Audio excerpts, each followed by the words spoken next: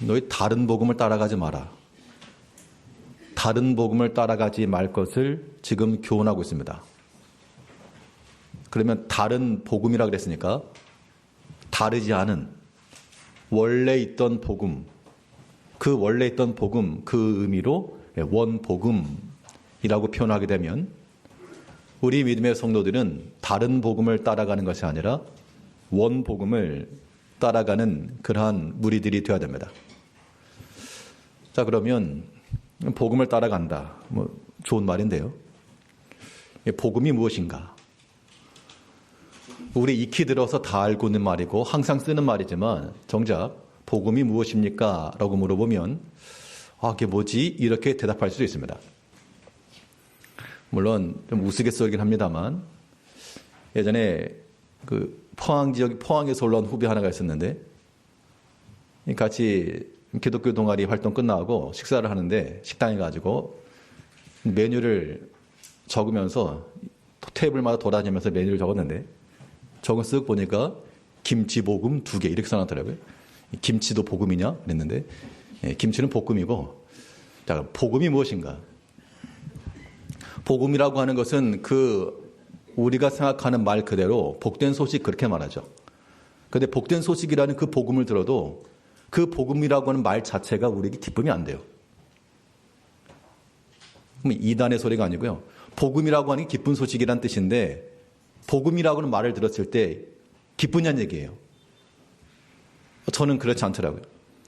물론 그 복음이라고 하는 말을 우리가 성경에 들었고 그것이 기쁜 소식이라고 그러는데 복음이라고 하는 그 단어 자체에는 별 감흥이 없어가지고 성경에서 그렇게 복음 말하는데 이것이 도대체 어떤 의미인가? 우리가 성경에 나오는 여러 용어들 중에 특별히 좀 상식적으로라도 원어적인 것을 좀 이해할 필요가 있는데요. 에클레시아 그러면 뭐죠? 에클레시아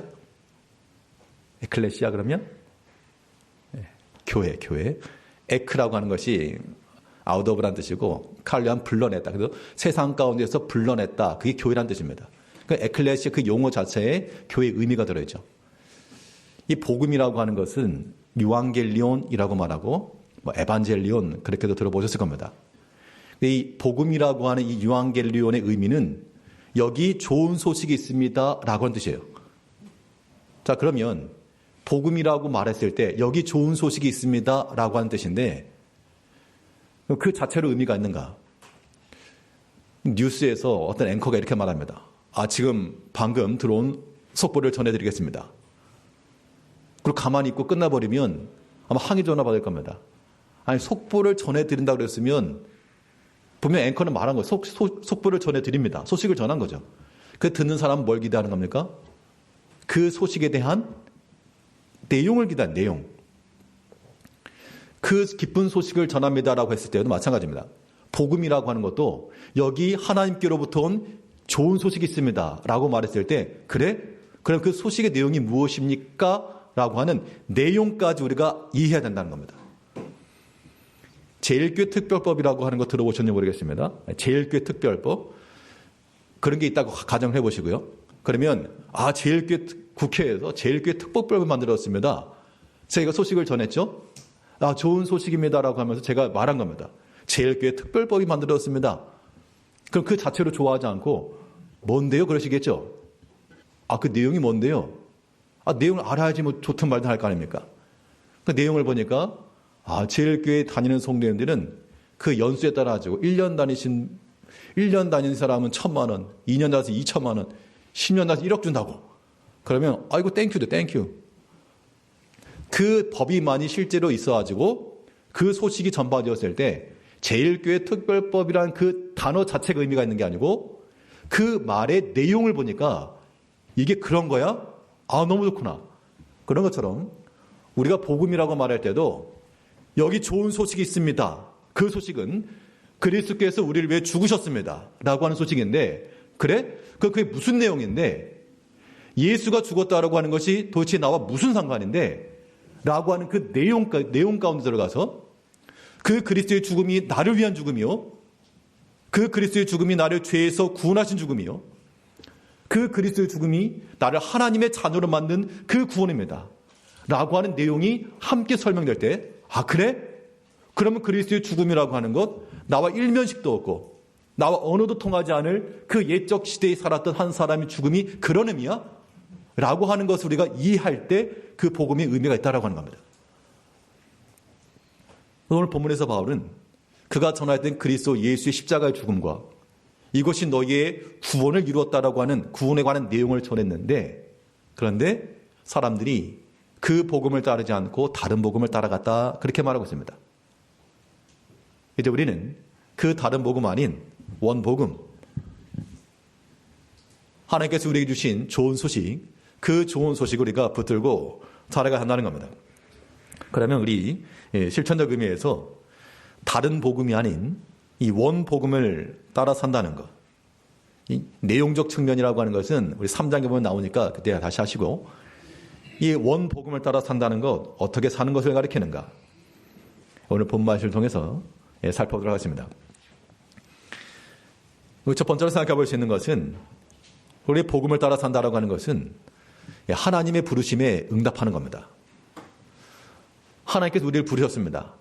아무개야라고 하는 음성을 듣고 오신 분은 없겠으나 성령 하나님께서 우리 각각 개인마다 우리를 부르셔서 말씀을 부르시죠. 우리를 부르셔서 우리가 하나님께로 나오게 되었는데, 그래서 우리가 이 복음에 합당히 산다는 것은 이 하나님의 부르심에 어울리는 삶을 살아가야 됩니다. 그러면 하나님께서 우리를 왜 부르셨는지 그 목적을 알아야죠. 하나님께서 우리를 부르신 그 목적을 말하기를, 하나님께서는 우리를 불러서 그와 교통하며 그와 교제하기 위해서 우리를 불렀다 그랬습니다. 그 하나님의 부르심을 우리가 따라야 됩니다. 우리 갈라디아 1장 6절 말씀에서 본문 6절을 보게 되면, 그리스도의 은혜로 너희를 부르신 이를 이같이 속히 떠나 다른 복음 따르는 것을 내가 이상하게 여기노라. 다른 복음을 따라가는 자들에게 가르쳐 말하기를, 그리스도의 은혜로 너희를 부르신 이 하나님이죠. 성부 하나님, 하나님께서 너희를 부르셨다. 그리스도 예수 안에 너희를 부르셨다. 그런데 너희가 왜 다른 것을 따라가느냐, 그 이야기입니다. 자, 이 말인즉슨 우리를 부르신 그 하나님을 우리가 온전히 따라가지 아니하면 그 자체가 다른 복음을 따라가는 것이라는 겁니다. 뭐 성경의 내용을 말하는 것이 아니고, 우리를 부르신 그 하나님을 우리가 온전히 추종하지 못하면 그것은 우리가 온전한 복음, 참 복음, 원 복음을 추종하는 것이 아니요, 다른 복음을 따라가는, 사실 뭐 다른 복음이라고 하는 것은 없는 거지만 참 복음이 아니다, 그 이야기를 하고 있습니다. 여기 6절을 보니까요, 그리스도의 은혜로 너희를 부르시니, 하나님께서 우리를 불렀다는 얘기인데 예수 안에서 왜 부르셨는가? 우리 성도님께서 전화를 해가지고 오랜만에 친구를 불렀습니다. 아, 우리 오랜만에 어디서 좀 만나자고? 그러면 그렇게 불렀을 때는 뭔가 이유가 있겠죠. 목적이 있을 거라는 겁니다. 그냥 아무 이유도 없이 불러낸 게 아니고, 뭐 같이 뭐 식사를 한다든지, 아니면 뭐 어디 같이 여행을 간다든지, 아니면 오해가 있어서 좀 오해를 풀려고 한다든지, 어떤 그 부름의 목적이 있기 마련입니다. 그럼 하나님께서 우리를 부르신 목적이 무엇일까요? 하나님께서 우리를 부르신 목적은 그리스도 예수 안에서 우리를 불렀다 그랬죠. 이 말인즉슨 우리 모든 주의 백성들이 그리스도 예수 안에서 주와 더불어 교제하기를 원하신다는 겁니다. 그 목적으로 부르신 거예요. 부모님들이 우리 어린 아이들, 친구들 불러가지고 같이 잘 놀아, 내 사랑하는 아이들과 함께 좀 같이 잘 놀아, 그런 것처럼 하나님께서 그리스도 예수 안에서 우리를 부르사 주 예수 그리스도와 더불어 교제하며 서로 교통하며 서로 사랑하기를 원하신다는, 그것이 목적이라는 얘기입니다. 이 목적이 온전히 이루어지게 되면 우리는 복음을 따라 사는 것이요, 그렇지 않으면 다른 복음을 따라가는 겁니다. 우리 고린도전서 1장 9절을 보게 되면, 고린도전서 1장 9절 말씀에서 너희를 불러 그의 아들 예수 그리스도 우리 주와 더불어 교제하게 하시는 하나님은 이쁘시도다. 그러니까 하나님께서 우리를 그리스도 안에서 부르신 그 목적이 무엇인가 하니, 우리를 부르셔서 예수 그리스도와 더불어서 교제케 하십니다. 교제가 무엇입니까? 서로 소통하는 거죠. 서로 함께 공유하는 겁니다. 시간을 함께 나누는 것이고요. 또 좋은 것을 같이 하는 것이고, 또 그 안에서 서로 다툼이나 분쟁이 아니라 서로 사랑하는 것이고요. 즐거워하는 겁니다. 이게 그리스도 안에서의 교제입니다. 그러면 이 그리스도와 더불어서 교제를 하고 있다 그러면 우리는 복음을 따라 사는 삶인 것이고, 그렇지 않고 우리를 부르신 그 하나님 부르심에 외면한 채 그 반대 방향으로, 하나님 부르시는 반대 방향이니까 세상에 부르는 겁니다. 이리 오너라, 여기 좋은 거 있다. 그 세상의 부름을 따라 우리가 힘써 달려가게 되면 그것이 복음이 아닌 다른 복음을 따라간다는 겁니다. 그런데 우리 성도님들은 주와 더불어 교제하고 계십니까? 교제라고 하는 것이 그냥 혼자 가만히 있는 걸 교제라고 하지 않죠. 우리의 시간을 드리는 것이고 우리의 마음을 함께 나누는 것이고요. 또 그를 위해서 우리 자신을 내어드리는 것이고, 그런 의미에서 우리가 하나 앞에 예배하는 것과 기도하는 것과 모든 봉사하는 것들은 다 우리 주 예수 그리스도 안에서 주와 더불어 교제하는 겁니다. 그럼 주와 더불어 교제한다라고 하는 것은 닮아가는 거죠. 뭐 부분 닮아간다 그러죠. 점점 함께 같이 있다 보면 말하는 것도 비슷해지고 식습관도 비슷해지고 아무 닮아간다는 겁니다. 우리가 주와 더불어서 교제한다라고 하는 그 결정적 증거는 무엇인가? 우리 안에 그리스도 인격이 점점 맺어진다는 겁니다. 그리스도 인격이라고 하는 것은 세상과는 구별된 정결함과 거룩함이요, 또 예수님께 친히 말씀하시기를, 자기 자신에 대해서 표현하시기를, 나는 성질이 괴팍하다 그렇게 말씀하지 않고 나는 마음이 뭐하다? 온유하고 겸손하니. 예수님이 그러시대요. 나는 마음이 온유하고 겸손하니 내게 배워라. 그러면 그 마음이 온유하고 겸손하신 주님과 더불어 함께 나누고 교제한 주의 성도들마다 그 주님을 닮아가지고 그들의 마음 또한 온유하고 겸손하며 사랑하며 자신의 것을 나눠줄 줄 알며, 이런 모습들이 우리 가운데 있어야 한다는 겁니다.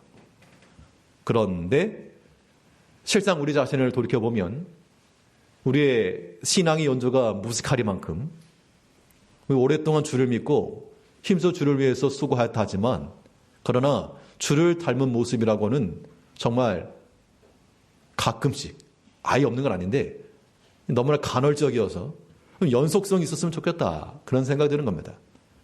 우리 주님 말씀하시기를 나는 마음이 온유하고 겸손하다. 우리 주님과 더불어 교제하는 주의 모든 성도들도 마음이 온유하시고 또 겸손하시고 이런 인격을 갖게 되면 부르심에 합당한 복음을 따라 사는 하나님의 거룩한 자녀들이 되는 겁니다. 그런데 그렇지 못하면요, 속에서 분이 일어난다, 격동함이 일어난다.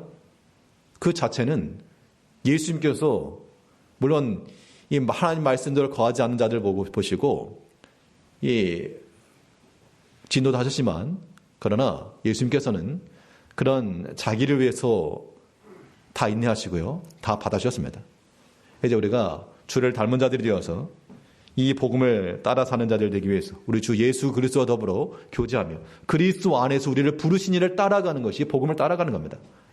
우리를 불러서 뭐 하신다고요? 그와 더불어 교제케 하시는 하나님.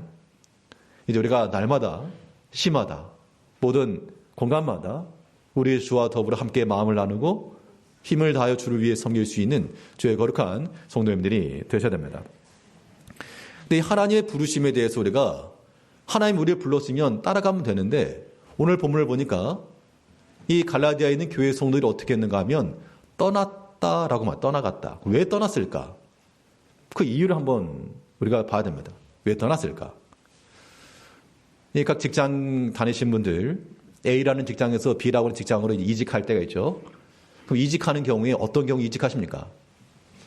기존에 있던 회사가 너무 좋고, 월급도 많이 주고, 복지도 좋고, 사람도 다 좋고, 점심에 밥도 공짜로 나는 너무 좋고, 그런데 떠나는 사람은 아마 없을 겁니다.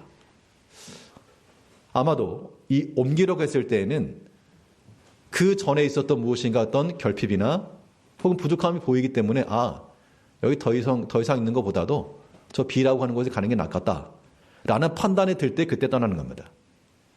그러면 복음을 떠나 그래서 예수를 떠난다라고 하는 건 마찬가지입니다.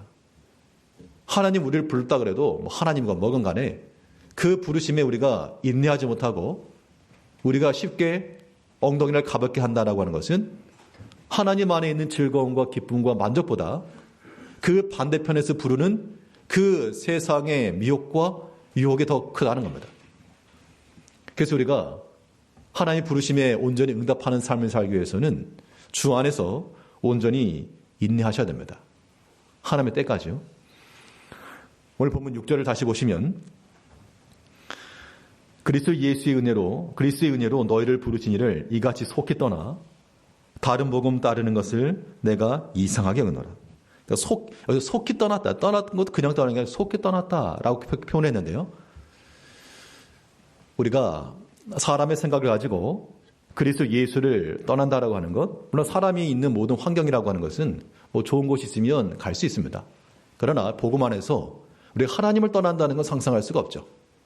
이제 우리가 그리스도 예수 안에서 우리를 부르신 이를 속히 떠나는 것이 아니라 좀 진드거니 아마 밥을 하더라도 뭐 금방 됩니까? 다 익을 때까지 또 뜸이 들 때까지 뭐 완성이 될 때까지 좀 기다려야지 뭐 쌀을 차마다 먹으려고 그러면 생쌀 먹는 겁니다. 우리가 하나님 앞에서 우리를 부르신 그 하나님 앞에서 우리가 믿음으로 살아간다라고 하는 것도 우리가 그리스도와 더불어 교제하고 그래도 그것이 뭐 세상으로 즐겁고 부유하고 그렇게만은 하지 않습니다. 예수를 믿는다 그래도요. 우리 인생 가운데 어려움도 많고 경제적 고난도 있고요. 또 우리 육신의 질병도 있고 사회적 관계성 속에서 곤란함도 있다는 겁니다.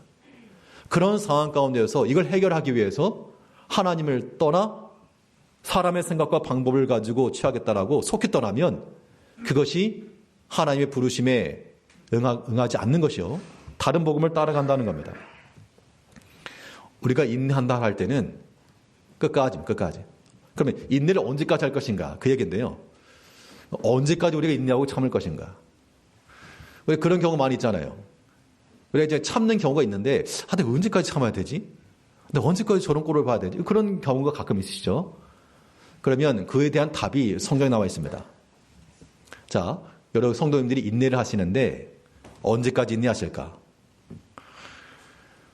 답은 하나님께서 우리에게 결말을 주실 때까지 인내하는 겁니다. 그러니까 판단이라고 하는 게 자기 선에서 나오면 안 되고 하나님께서 인정하시고 여기까지 이제 되었다. 주께서 우리에게 결말을 주실 때까지 인내하는 것. 이것이 참된 인내입니다. 성경에서 보게 되면 인내하면 딱 떠오르는 사람 한 사람 있죠. 성경에서 인정하는 욥입니다. 욥. 너가 욥의 인내를 듣지 않았는가? 그 욥의 인내가 귀하고 복되다라고 말한 것은 주께서 주신 결말을 볼 때까지 인내했기 때문에 그렇다는 겁니다. 야고보 5장 11절 말씀에서 보라 인내하는 자를 우리가 복되다 하나니 너희가 욥의 인내를 들었고 주께서 주신 결말을 보았거니와. 자, 욥의 인내라고 하는 건 일단 경제적인 어려움이었습니다. 가지고 있었던 거 싹 날려먹었죠. 또 자녀들이 다 죽었습니다. 자녀의 문제였습니다. 육체로는 큰 질병이 걸려가지고 지나가는 어린 아이들까지라도 고개를 저으면서 그렇게 힐난하던 그런 상황 가운데 그런 환경 가운데 뭐 하나님 도대체 어디 계십니까? 욕하고 죽어라. 그런 상황이 있었다는 얘기죠. 그때 그 욥이 언제까지 참았는가? 나 도저히 못 참겠습니다 하고 그냥 속히 떠나갔다 그러면 소망이 없죠. 물론 그 마음에는 곤란함도 있었고 차라리 내가 태어나지 않았으면 좋았을 뻔했습니다. 하나님 경건한 자가 왜 이렇게 핍박을 받고 고난함을 당합니까? 비록 그러한 말을 냈지만 그러나 하나님 앞에 끝까지 인내하니까 하나님께서 그에게 말씀하시고 욥은 또한 깨닫고 회개하였고 하나님께서 그에게 잃어버렸던 것을 갑절로 갚아줬습니다. 그래서 주께서 주신 결말을 보았기 때문에 그 인내가 복되다라고 말하는 겁니다. 우리 성도님은 언제까지 인내하시겠습니까? 나 도저히 못 참겠습니다. 그런 마음을 가지고 쉽게 속히 떠나지 마시고 주께서 주신 결말을 볼 때까지 이런 거예요. 하나님 언제 결말을 주시는데요? 그거는 모르죠. 그거는 그럴 때 하나님께서 우리에게 그렇게 말씀하실 겁니다. 네가 하나님이냐? 하나님께서 우리에게 인내하라고 말씀하실 때는 말 그대로 주께서 결말해 주실 때까지입니다. 여기 사람의 생각이나 계획, 판단 이거 유보하시고 아무리 사람이 탁월하고 뛰어난다 해도 사람의 생각보다 하나님의 생각 더 뛰어난다 그랬습니다. 사람이 주는 복보다 하나님이 주시는 복이 더 큽니다. 사람이 계획하여 얻을 수 있는 것보다 하나님께서 예비해 놓으신 것이 더 복되고 아름답다는 겁니다. 그걸 믿는 것이 신앙인들이에요. 우리가 복음을 따라 산다는 것, 어떤 교리만을 말하지 않고요. 우리를 부르신 그 하나님의 음성을 따라 하나님의 부르심에 응답하며 살아가는 것이 복음을 따라가는 겁니다. 그리스도 예수 안에서 우리를 교제케 하신 하나님이시므로 그리스도 예수 안에서 주와 더불어 함께 교제할 것이며 또 주께서 우리의 결말을 주실 때까지 인내하시고 어려움 많으시겠으나 인내하시고요. 여기에는 사람의 생각이나 이런 것들을 좀 뒤로 하시고 우리 하나님 믿는데 자꾸 사람의 생각이 나섭니까? 사람의 감정이 그렇게 중요하세요? 내 입장과 내 자존심이 그렇게 대단한 겁니까? 그래서 안 됩니다. 우리가 다른 사람에 대해서 옳지 않다 말하는 것만큼이나 때로 우리 자신에게도 옳지 않은 모습이 있는 것을 우리가 항상 하셔야 됩니다. 그래서 우리가 그래서 예수 안에서 여러 가지 곤란함과 어려움이 있더라도 경건하게 살아도요. 잘못해서가 아닙니다. 욥이 잘못해서가 아니었잖아요. 잘못해서가 아니었는데도 불구하고 큰 시험을 당했죠.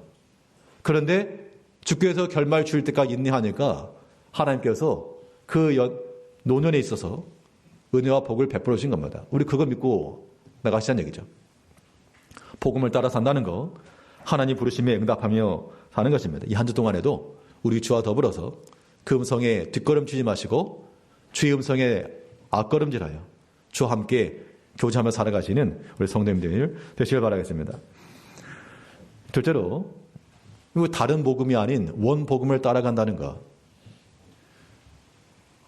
우리를 부르신 그 주의 음성을 듣고 우리 마음이 흔들림 없이 나아가려면 하나님 말씀에 분별이 필요합니다.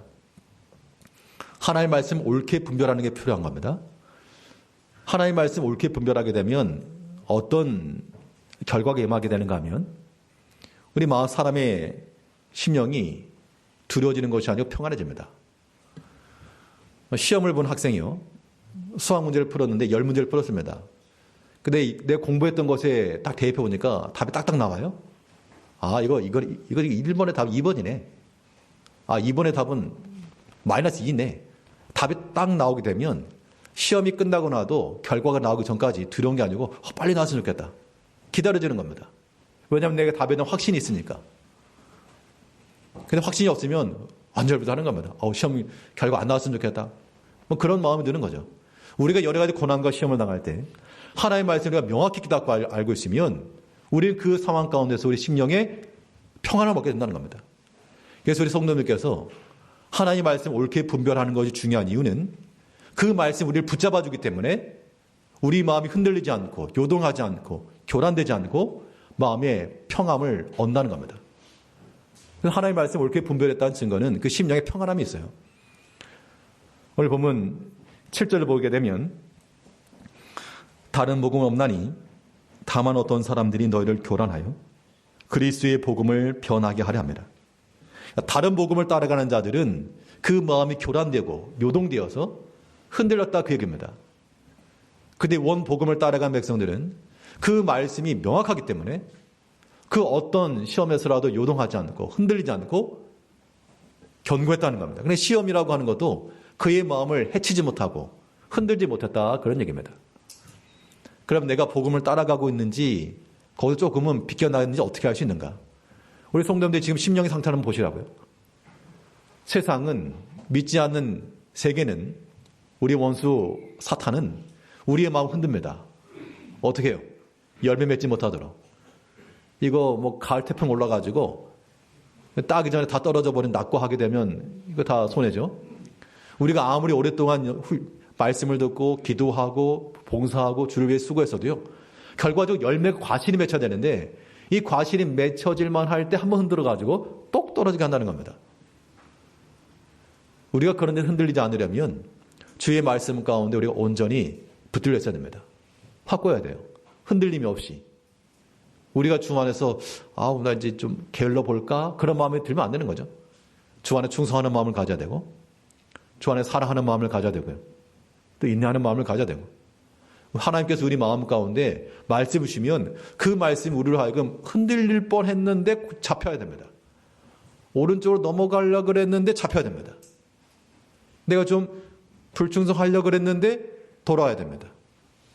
내가 좀 미워하려고 그랬는데 돌아와야 됩니다. 교란되면 안 돼요. 하나님의 말씀이 우리 마음 가운데 명확히 자리 잡고 있다 그러면 그 명확한 깨달음이라고 하는 것은 지식으로 하는 게 아니잖아요. 그 하나님의 마음을 우리가 품고 그 마음 가운데 온전히 거한다라고 하는 것은 우리 심령이라고 하는 것이 우리 마음 상태가요. 그래서 예수 안에서 평안함은 없는 겁니다. 물론 세상 자체가 우리를 가만두지 않죠. 흔들어댑니다. 그러니까 밖은 흔들려도 우리는 그 주의 말씀에 안전함을 받아 보호함을 입어야 됩니다. 예수님께서 배를 타고 지나가시는데 큰 풍랑이 일어가지고 배가 이리저리 흔들릴 때 제자들은 죽습니다, 죽습니다 그랬을 때 예수님께서는 곤히 주무셨다. 그 큰 풍랑도 예수님의 평안을 깰 수가 없었다. 똑같은 상황이었으나 예수님 안에서 안정하지 못했던 자들은 불안하여 두려워하였고 갈팡질팡 왔다 갔다 불안했지만 그것을 해결되지 않았습니다. 예수님께서는 이 바람과 바다를 잔잔케 하시는 능력이 계셨고 두려워하지 않으셨습니다. 이제 모든 성도님께서 우리가 각자 처한 환경이라고 하는 것이 굉장히 두렵기도 하고 어떻게 해결이 될지 알 수 없는 그런 형편에 처할 수 있습니다. 불안하시죠? 마치 배가 이리저리 흔들리는 것처럼 제자들이 두려워하는 것처럼 그런 마음이 드실지라도 저쪽에 지금 주무시고 계시는 주님 계시니까 그 곁에 가지고 팔백하고 누우시든지 아무튼 주님 곁에 함께 있으면 그것이 우리 가운데 심의 평안을 주는 겁니다. 그런 것 같아요. 교회 생활이라고 하는 것이 저도 이제 목사긴 하지만 목사로 있으면 뭐 다 좋은 것만은 또 아니죠. 또 모든 직분자들 마찬가지지만 때로 우리 마음 가운데 흔들림이 있기 마련입니다. 여러 가지 상황들 가운데 여러 가지 흔들림이 있기 마련인데 근데 흔들림이 있게 되면 죽을 지경이에요. 죽을 지경. 그러나 하나님께서 내 마음을 또 어루만져 주시고 또 위로해 주시고 그러면 또 금방 회복이 되고 뭐 해결된 건 하나도 없어도 하나님 안에서 또 평안함을 얻고 그게 사는 길입니다. 우리 성도님들의 영적인 그러한 건강함을 위해서라도 하나님의 말씀을 듣고 옳게 분별하여 흔들림 없이 마음이 요동하지 마시고 지금 뭐가 마음에 좀 흔들리고 있다. 약간 삐딱해졌다. 넘어간다. 그러면 어떻게 하시라고요? 하나님의 말씀 가지고 다시 붙들어 매십시오. 넘어간다. 넘어지면 본인만 손해되는 겁니다. 넘어가지 마시고 교란되지 마시고 주의 복음 가운데 온전히 거해서 그와 함께 가야 됩니다. 하나님 말씀을 굳게 믿으면 그 말씀 안에서 우리는 무엇을 얻을 수 있다? 안심할 수 있다. 우리 그 눈앞에 큰 대적이 있더라도요. 하나님께서 우리와 함께 하시고 우리를 보호하시고 지키실 것이다. 명확하고 확실한 확신을 가지고 있으면 우리는 그 가운데서도 안심 얻을 수 있다는 겁니다. 히스기야 시대에 대적이 쳐들어와서 큰 곤란함을 겪었을 때 그때 하나님 우리를 도우실 것이라. 그 말을 주니까 그 말을 듣고 백성들이 어떻게 되는가. 역대하 32장 8절 말씀을 보니까요. 역대하 32장 8절 말씀에서 우리와 함께하는 자는 우리 하나님 여호와시라. 반드시 우리를 도우시고 우리를 대신하여 싸우시리라 하매 백성이 유다왕 히스기야 말로 인하여 안심하니라. 그러니까 히스기야 말로 안심했다 말했지만 히스기야 때문에 안심한 게 아니고 우리를 도우시는 그 하나님을 믿고 안심한 겁니다. 그 상황은요 지금 감당할 수 없는 겁니다. 사내립이 내려가지고 하는 말이 너네 이제 앞으로 너네 다 죽는다 이제. 너희 양식도 다 떨어질 것이며 너희 각자가 대변을 먹고 소변을 마실 것이라. 이런 말을 들었을 때 놀랍고 두렵고 무시무시하고 그런 상황 가운데 있었으나 이때 하나님 우리의 보호자가 되시고 저들과 함께하는 자는 아무것도 아니요. 하나님은 우리와 함께 하셔서 우리를 지키실 것이고 보호하실 것이다. 반드시 우리를 도우시고 우리를 대신하여 싸우실 것이다 했을 때 그걸 믿고 그 백성들이 안심하였다. 달라진 거라고는 아무것도 없습니다. 여전히 지금 포위망을 여전히 겹겹이 쌓고 있고 그 대적들은 기세등등하여서 언제 쳐들어올지 모르는 일촉즉발의 상황이 있었으나 그러나 하나님으로 인하여서 그 백성들은 그 안에 사로잡혀 있었던 백성들은 이미 심령에 평안함을 얻었다. 이미 끝난 싸움이죠. 그러니까 우리 모든 성도님들도 우리가 복음을 따라 산다는 거, 다른 복음이라고 하는 것은 하나님 없다 그 얘기죠. 하나님 없는 자리에 가지고 거기에 우리 의지하지도 마시고 마음 두지도 마시고 사람이 염려하고 근심한다 해서 해결되지도 않는 겁니다. 그런데 참 신기하게도 하나님께서 우리 삶 가운데 역사하시는 그런 일들을 가만히 생각해 보면 사람의 생각으로만 안 되더라고요. 일이 다 되었다, 성공했다라고 말해도 어느 한순간에 이게 다 물거표되는 경우도 있고요. 정말 소천할 구멍이 없어 보이고 대책 없는 그런 상황 가운데서라도 지나고 보니까 어느 순간 쑥 지나갔네? 그런 일들이 굉장히 많습니다. 그런 것들이 우리 가운데 체험되어져 알아져 있으면 우리가 비록 어려움 가운데 있어도요, 하나님 믿는 믿음 안에서 뭐 할 수 있다? 안심할 수 있다. 두려워도 흔들려도 안심할 수 있다. 그것이 하나님의 말씀을 옳게 분별하고 깨달은 자들의 모습이라는 겁니다. 절대 세상과 주님 마음을 교란하지 않도록, 우리 마음이 흔들리지 않도록 주 안에서, 복음 안에서 우리 심령에 항상 평안함을 얻으셔야 되겠습니다. 우리 마음이 평하지 못하면 집에서도요, 부모님들이 마음이 좀 편하지 않으면 자녀들에게 어떻게 대하십니까? 공손하고 좋은 말이 안 나오고 야! 소리 나올 수 있죠. 내가 지금 불편하니까 그렇게 나오는 겁니다. 직장 내에도 마찬가지입니다. 동료가 되었건 아니면 상사, 아랫사람이 되었건 본인의 마음이 좋으면 친절하기도 하고 커피도 한 잔도 사주고 그럴 건데 내가 지금 속이 상해있으면 하나 눈에 거슬려라 아무튼. 그러면 거기서 이제 소리가 나오는 겁니다. 교회에서 그럴 수 있죠. 그런 것들은 다 무엇을 말하는가 하면 자기 자신의 흠입니다.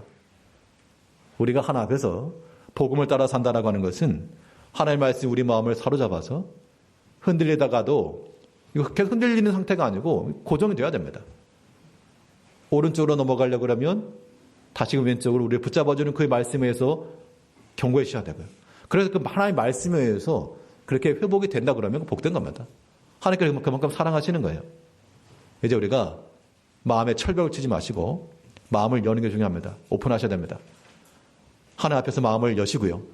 우리 마음을 괴롭게 하는 거, 가로막는 거 하나님의 말씀 안에서 다 푸시고 결코 흔들리지 마시고 다른 복음, 하나님 없는 그 자리에 가지고 우리가 갈 것이 아니라 하나님 안에서 참으로 복음을 따라서 주 안에서 그 마음의 평안함을 얻으며 한 주 동안에도 오직 주 안에서 평안하며 하나님 안에 즐거워하며 주님 가신 그 길을 오늘 잘 따라가시는 복음을 따라가는 우리 성도님들 되시기를 바라겠습니다. 기도하겠습니다.